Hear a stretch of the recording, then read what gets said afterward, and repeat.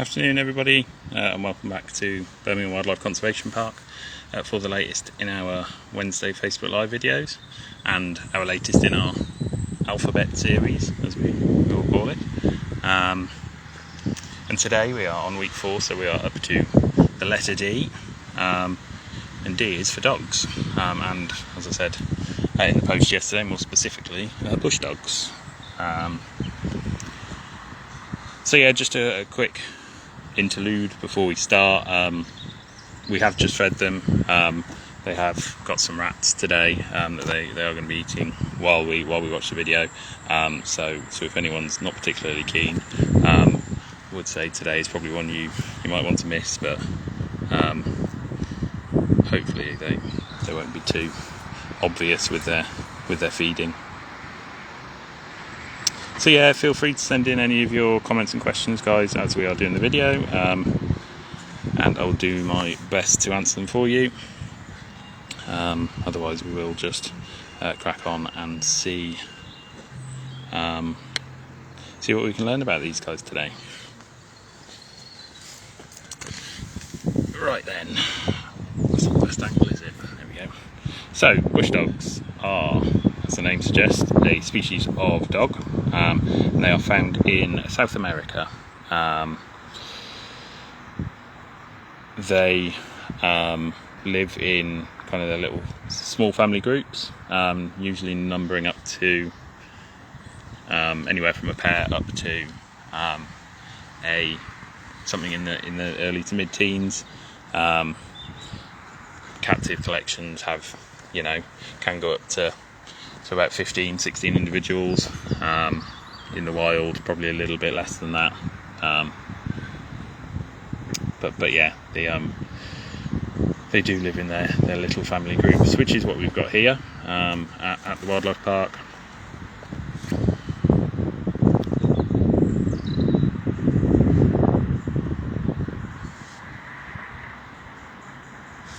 We've got our 2 adults, Rico and Azara. Rico was wandering around here, but has since disappeared. There he goes. So that's Rico just trotting off at the back. So he's dad. Azara is mum, who always grabs her food and disappears. Thinks so no one else can steal it. And then we have our 2 youngsters. Can't really call them pups now because they are bigger than their dad. We have our 2 youngsters who were born here last year, so they were born in June, and yeah, as you can see, they are doing very well. This is I think this is our young male. It's very hard to tell the 2 apart because they do look pretty much identical. So yeah, I think this is our young male, and then we have a little girl as well, a young female, who is elsewhere at the moment. Rico looks like he's coming back, so we'll just have a look at him. Yes, guys, so yeah, as I was saying, these guys are found in South America, and they generally, much like the capybaras last week, they generally live in kind of forests and into wetland habitats as well. So they are, much like the capybara we saw last week, they are actually adapted to a bit of an aquatic lifestyle. They do actually have webbed feet, well, partially webbed feet, and it does make them really keen swimmers. So we do have a little pool in here for these guys to paddle about in the summer. But obviously this time of year they're not particularly keen on having a bit of a paddle because it is a little bit too chilly for that. Hi Judith. No, so rat is one of the usual menu items that these guys have. We give them, depending on the day, we'll give them rats, quail or rabbit most of the time. That's kind of the base diet. Anything else is a bit of a treat. So today they've got 2 rats each. If they actually get 2 each, it's probably up to them. But yeah, they do have rabbit fairly regularly.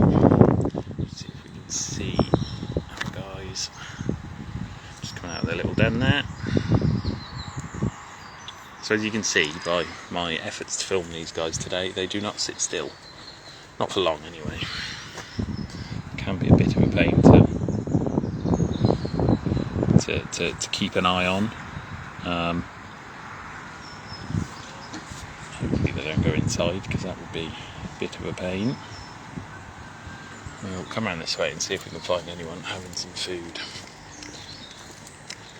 So bush dogs are classed as near threatened on the IUCN Red List. There's Azara. I was wondering where she was hiding. Don't know if you can see her just in the bush there, having a bit of food. So these guys are classed as near threatened on the IUCN Red List, and the group here are part of the European breeding programme for bush dogs. As I'm sure quite a few of you will know, we've not long had bush dogs. We've only really had them in the collection for not even 18 months now. Rico was the first to arrive. He came from a Czech zoo, and then he lived on his own for until the female arrived. There she goes, carrying her rat. Until Azara, the female, arrived in March of the following year. They paired up nicely, and yeah, as you can see, they get on very well with the pups they've got now. So yeah, they've done really well since they arrived, which is lovely.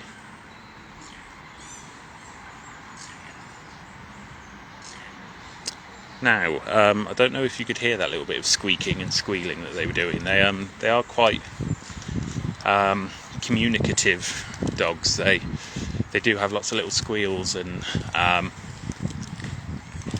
noises like that. They almost sound a bit like sooty, for want of a better way of putting it. But they will squeal to each other, and yeah, try and kind of keep in contact with everyone else in the group, using those squeals and things like that. Hi Sue, good to see you watching. You're close, Matt. Not quite beavers.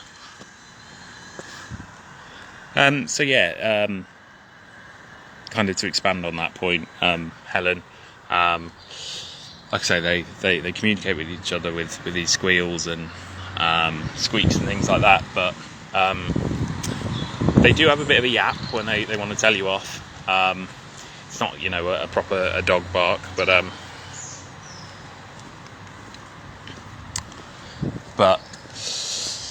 they do have a bit of a high-pitched yap. They can do a bit of a scream as well, which isn't the most pleasant noise. But that's only when they kind of feel threatened. As you can see, they don't really sit still. So we'll do our best to see how they're going. Oh, that's a good question, Dale. Oldest resident is probably, I'd probably say Gucci, the spider monkey. I think he's about 30 now, maybe even early 30s. So I think he is probably our oldest resident. Not 100% sure on that, but yeah, I think it probably is Gucci, the spider monkey. Try and follow Azara, see where she's going with that rat.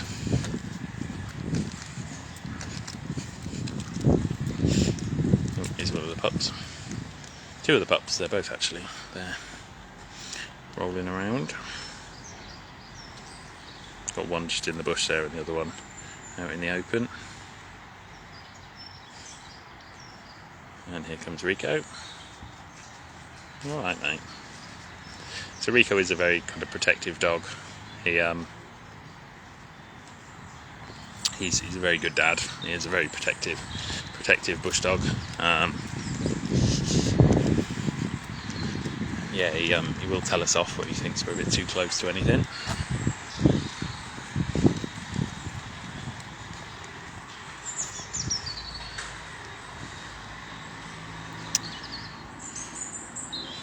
Hi Tim, good to see you watching.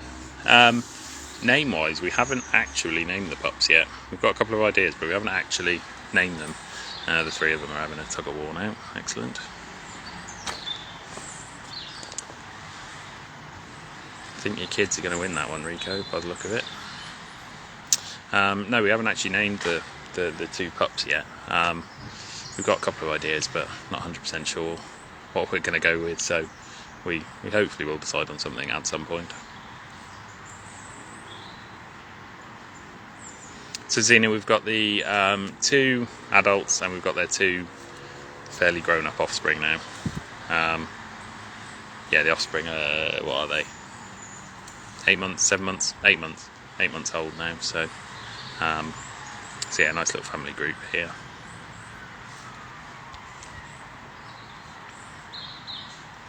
So bush dogs are, like I say, they're in the canine family, the dog family, but they are actually the only members of their genus. It's thought their closest relative is the maned wolf, which is also from South America, but looks quite different to a bush dog. It's kind of russety orange in colour. It's got very long legs, quite a bit bigger than a bush dog as well. So it's thought that that's their closest relative, but other than that, they aren't particularly closely related to any of the other dogs.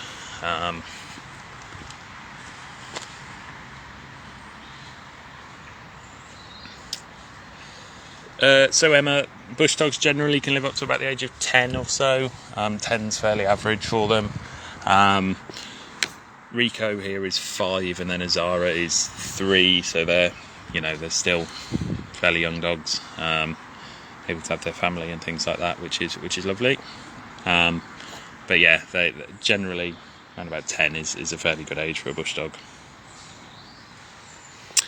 So Xena, this family is all part of the breeding program, but because bush dogs live in their kind of family groups, then we will try to keep the pups here with mum and dad as much as we can. If obviously they're required for breeding elsewhere, then the pups will go. But obviously that's up to the coordinator. And obviously if we do ever get any aggression issues or the group breaks down, then we'll have to look at moving individuals on. But for now, they should be able to live as a nice little family group. I found them again. I was wondering where they got to.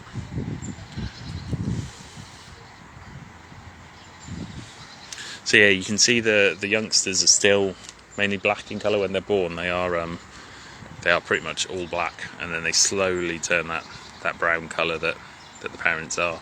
They are very much getting there, but they're not quite there yet, bless them.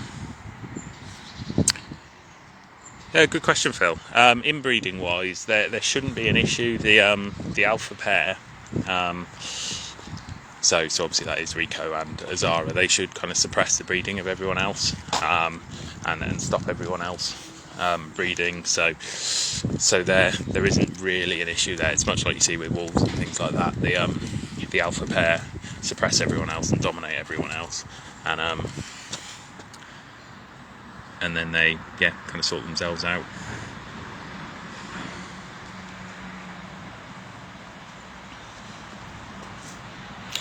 Right then guys, if anyone's got any last minute questions, please feel free to send them in. Otherwise we'll call it a day in a moment. You do notice when you're watching these guys, especially when they've got food, they'll pick a bit up and they'll carry around a bit, and then they'll drop it and go for another piece, and then drop that and go for another one. They're a bit bad at making their minds up, bless them. So Xena, in the wild, the kind of main diet for these guys is small rodents. Things like agouti are actually quite high on the menu for these guys. But a pack can take down larger prey, anything up to the size of a capybara or a tapir if it's a big group. And then here at the park we feed them a mix of rats, quail, rabbits, and then every now and then they get something different, a little bit of a treat or something similar.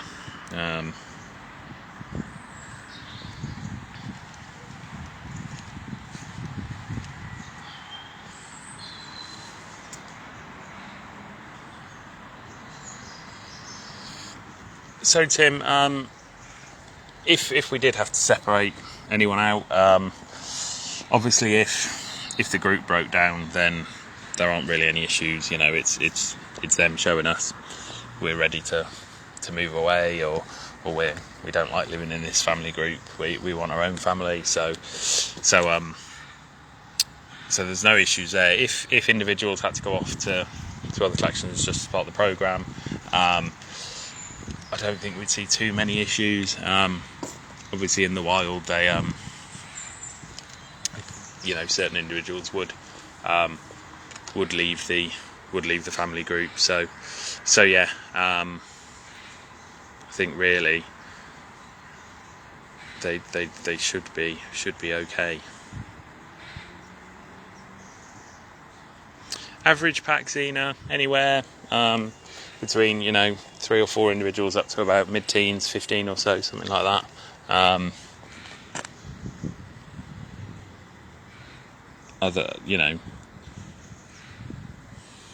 That's pretty much it for that. Now that's quite good timing.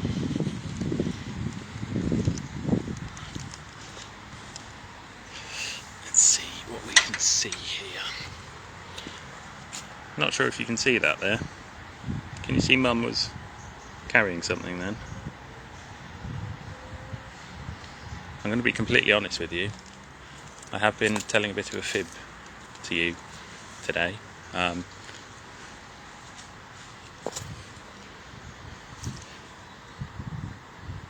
We do have some little bush dog pups at the moment. I wasn't going to mention them if they didn't come out, but they have. So there you go, there's good timing.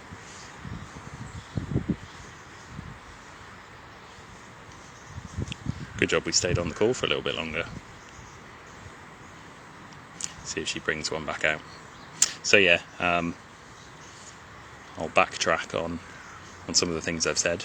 About a month ago, it was actually a month ago yesterday, we had a new litter of pups born here at the park. They were born, so that was the 4th of January. They were born in the house, and since then they have moved underneath the house, which is where they seem to prefer to raise their young. That's where they raised our first 2. And they had 3 to start with. We believe they do still have 3, but we're not 100% sure because it's a bit difficult to spot them under the house. They have, well, as you can see, they have started to move them around the enclosure. Monday they started moving them towards the indoors, and then moving them back under eventually, and then the same again this morning. So yeah, let's see if anyone else comes out. I think Dad's trying to take some food down there. I'll be honest, the older pups have just completely got in the way of Mum and Dad, and they end up, Mum will move one of the pups, and then one of the youngsters will go and move that pup back to where it was, and yeah, they're a bit of a pain, bless them. Aren't you? You're trying your best, but you're a bit of a pain.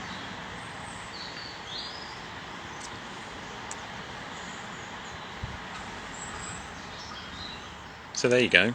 They ruined our big surprise for when they were all out and about, wandering around on their own. Typical. They always seem to do this. I'm pretty sure this happened last time. I'm pretty sure they spoiled my own surprise. Like I say, they are just over that month old now, so... Oh. I don't know if you can hear that squealing. Something like a guinea pig. That is one of the youngsters having a bit of a squeak.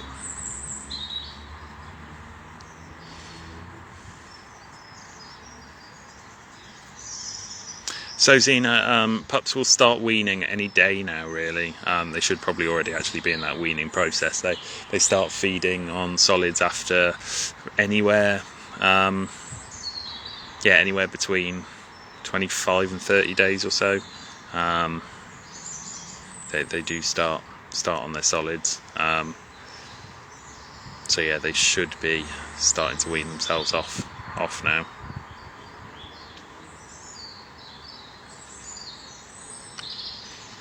So yeah, we'll obviously keep you guys up to date with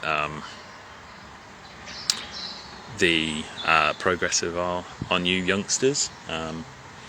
Does bring our group up to a nice little pack size of 7 now, which is lovely.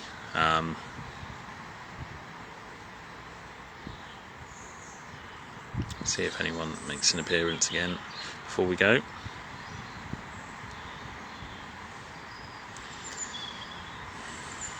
But yeah, we'll keep you up to date with their progress. Probably won't make a proper announcement on the Facebook page until they do start wandering out of the den themselves, rather than being dragged out by their parents. But yeah, we will see what happens with that. I think she just wanted to show off, by the looks of that. Bless her. Typical. They are all inside at the moment, I think. Yogi and Boo Boo, that's quite good. I like them, Tim. That's quite a good shout. I like them. Gestation periods around about 65 to 70 days, Xena. We'd seen mating towards the back end of October, and she was I think she was a day over the average gestation period. So if that was the successful mating, so yeah, it's around about 65 to 70 days, something like that.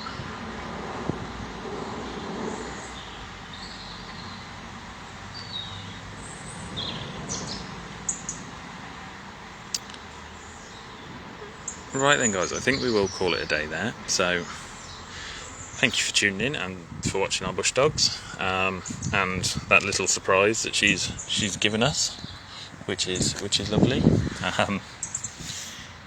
Yeah, you might have to rewind the video and have another look, see if you can see it properly. Just heading back that way. No, they're not. They turn around again. Right then, guys, thank you very much for tuning in. We will be back next week with our E video for our alphabet feature. So yeah, hope you can join us next week for E. And yeah, we will see you next week. Cheers, guys.